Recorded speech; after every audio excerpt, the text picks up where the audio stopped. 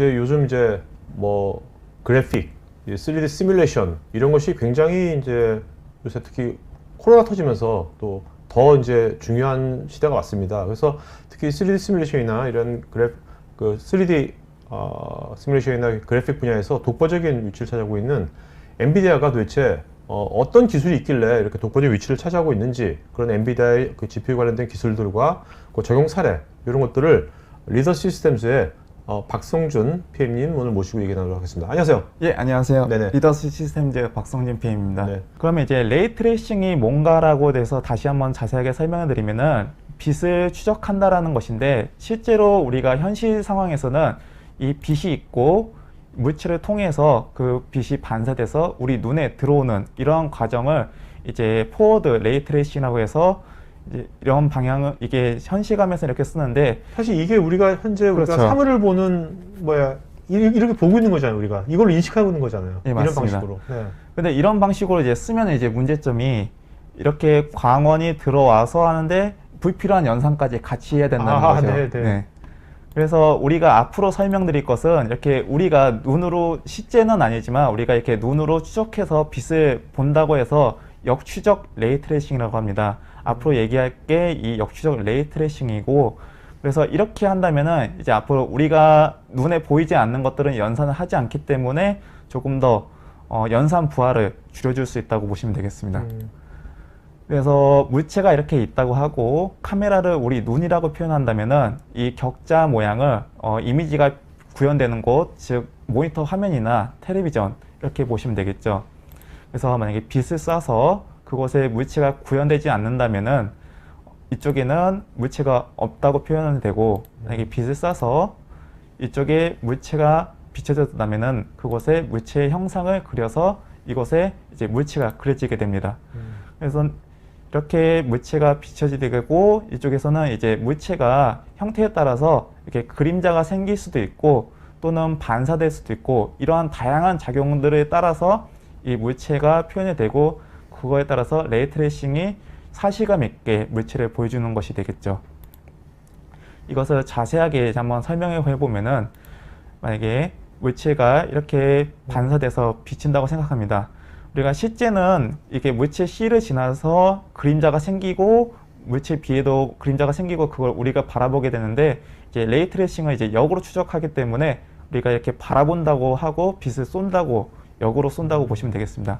그래서 이 물체는 한쪽으로는 이제 광원을 통해서 바로 다이렉트로 갈 수도 있지만, 또는 이렇게 반사돼서 갈 수도 있고 굴절돼서 다른 쪽으로 나갈 수도 있습니다. 반사된 빛은 다시 광원으로 갈 수도 있고, 또 이제 계속 이 과정을 거치게 되는데, 반사될 수도 있고 굴절된 빛은 또 다시 또 굴절될 수도 있고, 그런 과정을 계속 거치게 됩니다. 이러한 것을 알고리즘으로 표현해 보면은, 오른쪽을 보시게 되면은 첫 번째 빛을 쏘고 그 다음 단계로 나가게 되고, 계속해서 그 다음 단계를 추적하게 됩니다.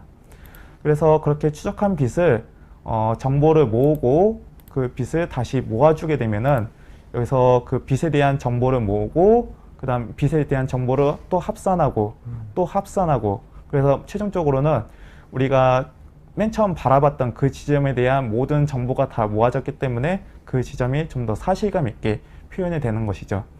단 이렇게 하는데 많은 수의 연산이 따르고, 그렇기 때문에 지금까지는 레이트레이싱이 어려웠던 부분이 있겠습니다.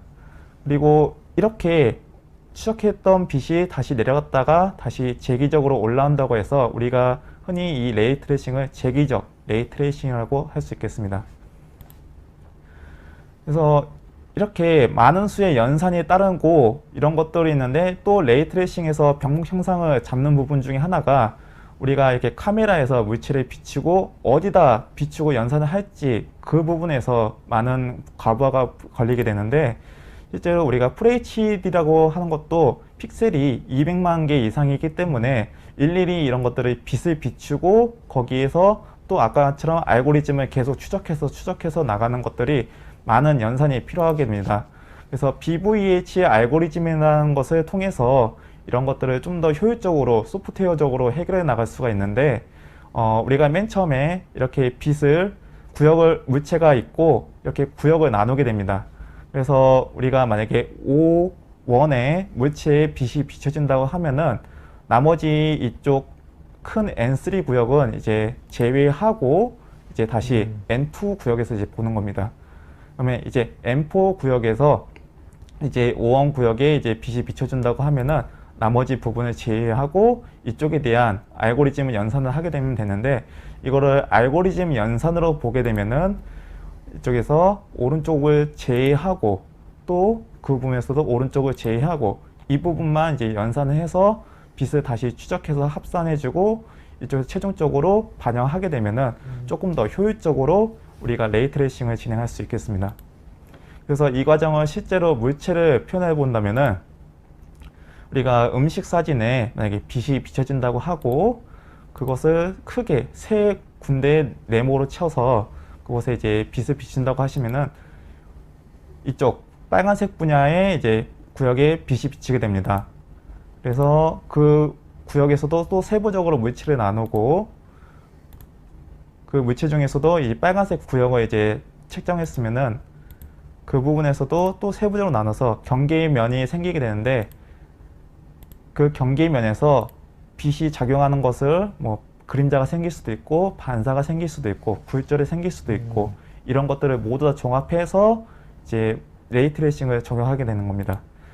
실제로 레이 트레이싱 같은 경우에도 아까 얘기했듯이 1970년대에도 이미 시작되었고 그 다음에 2008년 인텔에서도 이미 나와서 그런 것들을 레이 트레이싱에 대한 그 기술을 적용했었는데, 이게 튜링 RT코어가 나오면서 좀 더 획기적으로 하면서 개인용 PC에서도 이러한 레이 트레이싱이 적용이 가능했기 때문에 이게 각광받는 이유이고, 이전 파스칼 세대에서 레이 트레이싱을 적용하는 데 있어서 기존에 아까 얘기했던 대로 빛을 쏘고 그것들에 대해서 네모 구역을 세우고 그런 BVH 알고리즘을 통해서 그 빛을 추적해 나가서 역으로 추적해서 다시 오고, 그런 과정에 많은 수천만 개의 알고리즘이 생성되었습니다. 이런 게 이제 GPU에 이제 과부하를 일으키게 되었고, RT코어가 등장하면서 그러한 부분은 이제 RT코어가 하드웨어 가속기를 통해서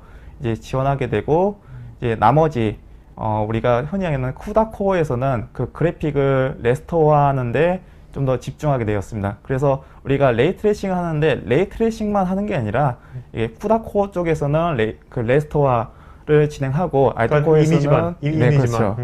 RT코어에서는 이제 그런 반사나 그런 간접 조명에 대한 연산을 처리해서 동시에 이루어졌기 때문에 좀 더 효율적으로 해서 그래픽 이미지를 최적화시켰다, 그렇게 보시면 되겠습니다.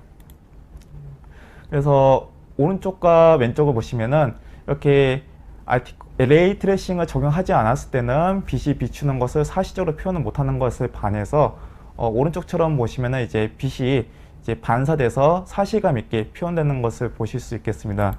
그리고 아래쪽 장면을 보면은 이제 여인이 있고 이제 어린이들이 이제 불빛을 비추면서 놀고 있는데, 이렇게 그림자가 생기지 않고 어두운 부분은 제대로 표현하지 않은 것에 반해서 오른쪽 같이 레이 트레이싱을 적용하면은 이렇게 사실적으로 그림자가 생기고 어두운 곳은 더 어둡게 표현해서 우리 실제 더 사실감 있게 부여한다 볼 수 있겠습니다.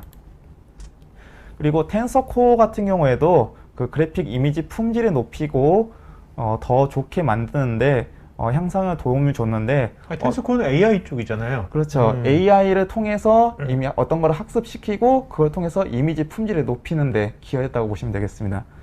그래서 기존에 우리가 빛을 쏘는데 그 빛을 쏘는 것을 가지고 이렇게 많은 빛을 쏘게 되면은 더 좋은 품질을 얻을 수 있는데, 이것이 좀 어려우면은 이 픽셀을 보시면 되겠습니다. 우리가 이 픽셀 하나에다가 빛을 하나 쏘면은 이렇게 하나의 점이 생기고, 이 픽셀에다가 4개의 빛을 쏘면은 더 많은 샘플이 얻어진다고 볼 수 있겠습니다. 이게 9개, 여기처럼 5,000개 이렇게 하면은 더 많은 빛을 쏴서 더 좋은 품질의 이미지를 얻을 수 있겠죠. 반면 이렇게 왼쪽처럼 적은 빛의 이미지를 하면은 이렇게 노이즈가 생긴다고 하는데, 이것을 없애주는 과정이 필요합니다. 근데 이렇게 많은 빛을 쓰게 되면은 GPU에 과부하가 생기게 되고, 이런 것들을 이제 텐서코어로 활용해서 이제 줄여줄 수가 있는 거죠. 그래서 기존의 적은 빛의 샘플을 가지고 오른쪽처럼 이렇게 만드는 것을 AI를 통해서 뭐 어떤 때는 20%의 그러니까 AI가 유추하는 거군요. 그렇죠. 유추를 하는 거죠. 어. 그래서 이렇게 적은 많은 이미지 학습을 통해서 어떤 거는 뭐 20%의 빛을 쏴서 학습하고 어떤 거는 뭐 30% 그런 식으로 해서 AI가 나중에 최종적으로 이 이미지 품질에서는 이 정도로 이렇게 정리하면은 좀 더 좋은 이미지 품질을 얻을 수 있겠다. 그런 식으로 하는 게 디노이징이라고 할 수 있겠습니다. 이런 디노이징은 많은 유수의 기업들이 적용해서 활용하고 있고, 또 DLS 2.0 같은 경우에도 이미지 품질을 올리는 데 사용하고 있는데, 아까에는 이제 이미지의 적은 연산을 통해서도 좋은 품질을 얻었다고 보시면은, 이 또한 이제 적은 연산을 통해서 더 높은 화질을 얻을 수 있다고 보시면 되는데, 딥러닝 연산을 통해서 1080 픽셀에서 4K까지 해상도를 높이는 거네요. 얘는? 그렇죠. 해상도를 높이는 거라고 보시면 되겠습니다. 그래서 이 또한 딥러닝 학습을 통해서 하는 거고, 똑같이 이제 왼쪽과 오른쪽을 이제 비교해 보시면은, 왼쪽은 이제 4K 영상인데 DLS를 사용하지 않은 영상, 그리고 오른쪽은 1080 픽셀인데 DLS를 사용한 것으로 볼 수 있습니다. 실제로 DLS를 사용하면은 1080 픽셀에서도 더 좋은 품질을 얻을 수가 있는데, 56 프레임인데도 불구하고 그 이미지를 상세히 들여다보면은 철창살이나 아니면 이런 이미지가 더 선명하게 네. 보이는 것을 볼 수가 있겠습니다. 결국 이제 이런 그래픽이나 네. 영상 작업하는 사람들이 이 아까 AI를 이용해가지고 그 텐서코어 이용하면 훨씬 더 적은 비용으로 네. 좋은 퀄리티를 만들 수 있는 거네요. 그죠? 그렇죠. 아니면 그 만들려면 저거를 GPU 엄청나게 또 써야 될 거 아니에요? 네. GPU 연산도 그렇고 이거를 작업하는 데 있어서 그쵸. 그 디자이너들이 많은 사람도 노력을 막 하기 인건비도 많이 때문에, 들어가고 예. 제작비가 훨씬 많이 절감될 것 네, 같아요. 맞습니다. 그래서 기존에는 우리가 아까 말씀하신 대로 그 영화나 그런 것들을 작업하는 데 있어서 한 작업을 렌더링 하는데 최소 뭐 수분에서 또는 몇 시간 하는데, 이걸 제대로 구현하려면은 최소 뭐 24프레임에서 뭐 30프레임 이렇게 작업하는데, 그렇게 하면은 렌더링만 하는데도 몇 시간, 몇 날, 며칠 이렇게 걸렸습니다. 근데 이런 것들을 이제 개인용 PC에서도 이제 활용할 수 있다는 것인데, 이전 파스칼 세대에서는 레이트레이싱을 사용하지 않았을 때는 한 프레임에 12초 걸렸습니다.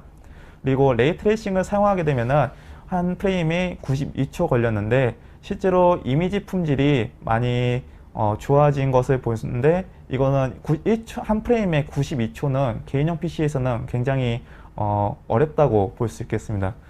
근데 이제 IT 코어를 활용한 튜링 아키텍처에서는 기존의 그 파스칼에서는 없던 뭐 인트 정수 연산이나 그런 것들을 더 상상된 그런 쿠다 코어를 활용해서 쉐이더를 적용하면은 92초에서 51초까지 시간이 떨어지게 되고, 그리고 RT 코어를 활용하게 되면은 빛의 추적을 통해서 더 사실감 있게 해서 20초까지 떨어지게 됩니다. 거기에 마지막으로 딥러닝 학습을 활용한 내용까지 적용하게 되면은 12초까지 떨어져서 아까의 파스칼에서 레이트레이싱을 쓰지 않고 적용한 12초와 동등하게 되며, 이미지 시간은, 렌더링은 시간은 줄어들면서 더 좋은 품질을 얻을 수 있다고 보시면 되겠죠. 이 영상이 마음에 드시면 좋아요, 구독 부탁드립니다.